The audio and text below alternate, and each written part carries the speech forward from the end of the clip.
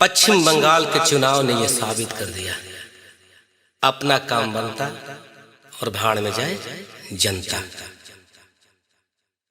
एक देश के राजा एक छोटा राज्य को जीतने के लिए कोरोना काल में अपने जनता को मरते हुए छोड़ के पश्चिम बंगाल में जाके बैठ जाता है और यहाँ देश के लोग कोरोना में तड़प के, ऑक्सीजन के बिना तड़प के मर रहे हैं।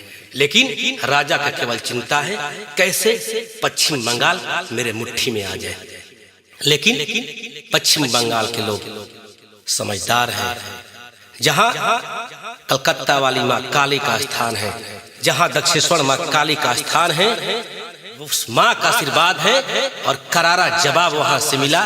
लोग बता दिए कि आपको राजा बनाया गया है देश के, तो देश की जनता का सेवा कीजिए, नहीं तो ये लोकतंत्र है, आपको हटना पड़ेगा, देश को जवाब देना पड़ेगा। और वही हाल हुआ।